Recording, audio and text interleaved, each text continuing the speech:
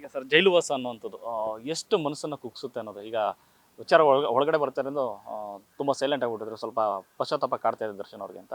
ನೀವು ಕೂಡ ಸೆಂಟ್ರಲ್ ಜೈಲ್ನ ಒಂದು ದಿನಗಳು ಒಂದಷ್ಟು ಕಳೆದಿದ್ದೀರಿ, ಯಾಕಂದರೆ ನಿಮಗೂ ಒಂದಷ್ಟು ಶಿಕ್ಷೆ ಅದೆಲ್ಲ ಒಂದು ಕಹಿಗಡೆಗಳಾಗಿ ಹೇಗಿರುತ್ತೆ ಸರ್ ಜೈಲುವಾಸ ಅನ್ನೋದು?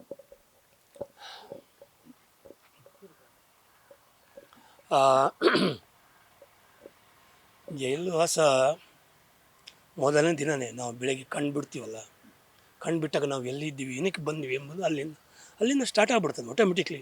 ಏನಕ್ಕೆ ಇಲ್ಲಿ ಬಂದಾಯ್ತು, ನಾವು ಬಂದಿದ್ವಿ. ಆಮೇಲೆ ಹೊರಗಡೆ ಇದ್ದಾಗ ಬೇರೆ ಯಾರೋ ಇರ್ತಾರೆ, ಆ ಫೋರ್ಸ್ ಬೇರೆ ಇರ್ತದೆ. ಒಳಗಡೆ ಇದ್ದಾಗ ಒಬ್ಬನೇ ಆಗ್ತಾನೆ. ಆಮೇಲೆ ಅವನು ಒಬ್ಬನೇ ಯೋಚನೆ ಮಾಡಬೇಕು ಮನುಷ್ಯ ಅದವನು, ನನ್ನ ಲೈಫ್ ಏನು.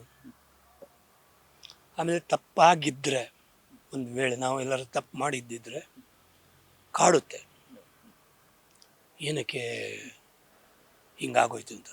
ನಾವು ಆ ಇದರಲ್ಲಿ ಇರೋದಿದ್ದರೆ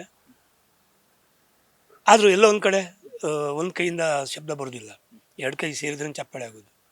ಎಲ್ಲಿ ತಪ್ಪಾಗೋಯ್ತು, ನಾನು ಹೆಂಗೆ ಬೇಕಿತ್ತ ನನಗೆ, ಅದೊಂದು ಮನುಷ್ಯನಿಗೆ ತಲೆ ಮೇಲೆ ಕೂತ್ಕೊಳ್ತದೆ. ಅದು ಅಲ್ಲಿಂದ ಕೊರಗಕ್ಕೆ ಸ್ಟಾರ್ಟ್ ಆಗ್ತದೆ. ಕೊರಗ್ತಾ ಇರಬೇಕಾದ್ರೆ ಫ್ಯಾಮ್ಲಿ ಮುಖ್ಯ. ನೀವು ಎಷ್ಟೇ ಕೋಟಿದು ದುಡ್ಡಿರಲಿ ಅಥವಾ ಎಷ್ಟೇ ದೊಡ್ಡ ವ್ಯಕ್ತಿಯಾಗಿರಲಿ, ಅಲ್ಲಿ ಜೈಲು ಅಂತ ಬಂದಾಗ ಕಮ್ಮಿಂದ ಕೂತಾಗ ನಾವು ಒಡ ಹುಟ್ಟಿದವ್ರು ಯಾರು, ನಮಗೇನಕ್ಕೆ ಅವ್ರು ದೂರ ಮಾಡಿದ್ರು ಅಥವಾ ನಾವು ದೂರ ಆದೀವೋ, ಸಿಚುವೇಶನ್ಸ್ ಇದೆಲ್ಲ ಪರಿಸ್ಥಿತಿ ಪ್ರತಿಯೊಬ್ಬರನ್ನು ದೂರ ಮಾಡ್ತದೆ. ಆಮೇಲೆ ಪ್ರತಿಯೊಬ್ಬರು ದೂರ ಆಗಲೇಬೇಕು. ಇವತ್ತಲ್ಲ ನಾಳೆ ನಾವು ಈ ಫ್ಯಾಮ್ಲಿ, ನಾನು ಸಪ್ರೇಟ್ ಆಗಲೇಬೇಕು. ನಾನು ಕೂಡ ಇವನ್ನು ನಾನು ಹಿಂದೆ ಇದ್ದಾಗ ನನ್ನ ನೋಡಲಿಕ್ಕೆ ಯಾರೂ ಬಂದಿಲ್ಲ. ಮೆಜೆಸ್ಟಿಕ್ ಪ್ರೊಡ್ಯೂಸರ್ ರಾಮಮೂರ್ತಿಯವರು, ಅವರು ಬಂದರು. PN ಸತ್ಯ ಡೈರೆಕ್ಟ್ರ್, ಅವರು ಬಂದಿದ್ದರು. ನನಗೆ ಬಿಳಿ ಬಟ್ಟೆ ಹಾಕುವ ಇದಿತ್ತು, ಯಾಕಂದರೆ ಶಿಕ್ಷೆ ಆಗಿರೋದು. ಆರೋಪಿ ಅಲ್ಲ, ಅಪರಾಧಿ. ಅಂದರೆ ಸೆಷನ್ ಕೋರ್ಟಲ್ಲಿ ನಾವು ಸೋತಾಗಿತ್ತು. ಬಿಳಿ ಬಟ್ಟೆ ಹಾಕಬೇಕು ಅಂತ. ಬಿಳಿ ಬಟ್ಟೆ ಹಾಕಿದರೆ ಮನುಷ್ಯ ಅಲ್ಲಿ ಮುಗ್ದೋಯ್ತು, ಅವನ ಲೈಫ್ ಎಂಡ್. ಸೊ ನನ್ನನ್ನು ಪೊಲೀಸರೆಲ್ಲ, ಅಲ್ಲಿ ಜೈಲರ್ಸ್ ಇದ್ದಾರಲ್ಲ, ಎಲ್ಲ ಒಂದು ಕಡೆ ಕರುಣೆ, ಆರ್ಟಿಸ್ಟು ಇರಲಿ ಬಿಡು, ಸಮಾಧಾನ, ಒಂದು 15 ದಿವಸ ಆಗಲಿ, ಈ ಜೈಲಿಗೆ ಹೋಗ್ಬೇಕು ನಾವು. ಹೋಗಿದ್ರೆ ನಾವು ಸ್ವಲ್ಪ, ಇಲ್ಲಾಂದರೆ ಖಂಡಿತ ಏನಾದರೂ ಒಂದು ಮಾಡ್ಕೊಳ್ತೀವಿ. ಉಸಿರು ಕಟ್ಟಕ್ಕೆ ಸ್ಟಾರ್ಟ್ ಆಗುತ್ತೆ. ಏನು ಬೇಕಾದ್ರೆ ಆಗ್ಬೋದು, ಹೇಳಕ್ಕೆ ಸಾಧ್ಯ ಇಲ್ಲ. ಹಾರ್ಟ್ ಅಟ್ಯಾಕ್ ಏನು ಬೇಕಾದ್ರೆ ಆಗ್ಬೋದು ಒಳಗಡೆ. ಅವರವರ ಒಳಗಿನ ಕೆಪಾಸಿಟಿ ಮೇಲೆ ಅವ್ರು ಬದುಕೋದು. ಅವರು ಅದನ್ನು ತಡ್ಕೋಬೇಕು, ಆ ನೋವನ್ನು. ನನಗೆ ಆ ಫೀಲಿಂಗ್ ಬಂದಾಗ ಬಟ್ಟೆ ಹಾಕ್ತಾರೆ. ಮುತ್ತಪ್ಪರಾಯರು ಇದ್ದರು ಒಳಗಡೆ. ನಾನು ಇಲ್ಲಿವರೆಗೆ ಜೀವನ ನನ್ನನ್ನು ತಂದಿಟ್ಟಿತ್ತಂದರೆ, ನಾನು ಬೆಂಗಳೂರಿಗೆ ಎಲ್ಲ ಬಿಟ್ಟು ಬಂದಿದ್ದು ಒಬ್ಬ ನಟ ಆಗ್ತೀನಿ ಅಂತ. ಬಂದವನು ನನಗೆ ಮುತ್ತಪ್ಪರಾಯವ್ರದ್ದು ರೋಲ್ ಸಿಕ್ತು.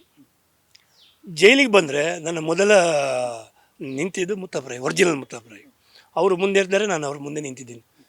ಜೈಲರ್ ಹೇಳಿದ್ರು, ಏನು ರೀ ಡೂಪ್ಲಿಕೇಟ್ ಆ್ಯಂಡ್ ಒರಿಜಿನಲ್ ಒಟ್ಟಿಗೆ ಆಗ್ಬಿಟ್ರಿ. ಆವಾಗ ಅವ್ರು ಕೇಳಿದರು, ಒಳ್ಳೆ ವ್ಯಕ್ತಿ, ಅವನು ನನ್ನನ್ನು ಚೆಕ್ ಮಾಡಿದ್ರೆಲ್ಲ, ಹೇಗಿದ್ದೆ ನಾನು, ಏನೇನು, ನನ್ನ ಬಗ್ಗೆ ಸ್ವಲ್ಪ ಅಭಿಪ್ರಾಯ ಚೆನ್ನಾಗಿತ್ತು. ಬಟ್ ಒಂದು ಒಂದಿಬ್ಬರು ವಾರಪತ್ರಿಕೆಯವರು ಬೆಂಗಳೂರಿನವರು ತುಂಬ ಕೆಟ್ಟದಾಗಿ ಬರೆದ್ಬಿಟ್ರು. ನನ್ನ ಫ್ಯಾಮ್ಲಿನ ಸೇರಿಸಿ ರೊಬ್ಬಿ ಫೋಟೋ ಎಲ್ಲ ಹಾಕಿ ದಿ ಎಂಡ್ ಅಂತೆಲ್ಲ ಬರೆದಾಕಿದವರು. ಮುತ್ತಪ್ಪಣ್ಣ ಬಗ್ಗೆ ನನಗೂ ಅವ್ರಿಗೂ ಕೆಟ್ಟ ತಂದಿಟ್ಬಿಟ್ರು. ಇವನು ಅವರ ಹೆಸರೆಲ್ಲ ಹೇಳ್ಕೊಂಡು ದುಡ್ಡು ಮಾಡ್ತಿದ್ದ, ಅವ್ರ ಹೆಸರು ಹೇಳ್ಕೊಂಡು ಹೆಣ್ಮಕ್ಳನ್ನು ಕರ್ಕೊಂಡು ಓಡಾಡ್ತಿದ್ದ ಇಟ್ಕೊಂಡು. ಅದು ನನಗೆ, ನಾನು ಬರಬೇಕಾದ್ರೆ ನನ್ನ ಕಿವಿಗೆ ಬಿತ್ತು. ಅಣ್ಣ ಕೋಪದಲ್ಲಿದ್ದಾರೆ ನಿಮ್ಮ ಬಗ್ಗೆ ಅಂತ ಯಾರೋ ಹೇಳಿದ್ರು. ನಾನು ಕೇಳಿದೆ, ಏನಿಲ್ಲಪ್ಪ ಹೇಳಿದೆ. ಅಣ್ಣ ಈ ಥರ ಏನು ಇಲ್ಲ ನಂದು. ಅವರು ಹಾಕಿದಾರಲ್ಲ ಪೇಪರಲ್ಲಿ, ನನಗೆ ಅವಳು ಕಂಡ್ರೆ ಭಾಳಷ್ಟು ಕೋಪ. ಇವಾಗ ಅವ್ರನ್ನ ಬಿಡಬಾರ್ದು.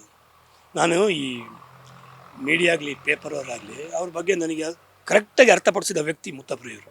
ಈಗ ಫಿಲ್ಮಲ್ಲಿ ನೀವು ಮಾಡಬೇಕಾದ್ರೆ ಚೆನ್ನಾಗಿ ಬರ್ತಿದ್ದಾರಲ್ಲ, ನಿಮ್ಮ ಬಗ್ಗೆ ಒಳ್ಳೇದು ಬರ್ತಿದ್ದಾರೆ, ಖುಷಿಪಟ್ಟ್ಯಾ?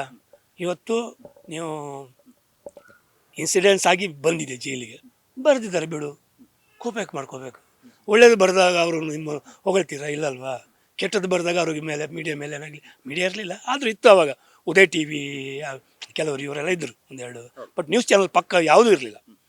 ಮತ್ತು ಮೀಡಿಯಾನು ನಾವು ಪ್ರೆಸ್ನವರು ನಾವು ದ್ವೇಷಿಸಬಾರ್ದು, ಒಳ್ಳೆಯದು ಬರ್ತಾರೆ. ಸೊ ಆದ್ದರಿಂದ ನಾನು ಈಗ ಕೆಲವರು ಏನಕ್ಕೆ ಈ ಮಾತು ಹೇಳಿದಂದರೆ, ಕೆಲವರು ಏನು ಪ್ರೆಸ್ನವ್ರ ಬಗ್ಗೆ ಆಗಲಿ ಮೀಡಿಯಾ ಆಗಲಿ ನಾವು ಒಂದೇ ವೇಲ್ ನಾವು ಕೂಡ ಅವರನ್ನು ನೋಡಬಾರ್ದು. ಕೆಲವರು ಏನನ್ನ ಮಾತಾಡ್ಬೋದು, ಎಲ್ಲರೂ ನಾವು ಆ ಥರ ಮಾಡಬಾರ್ದು.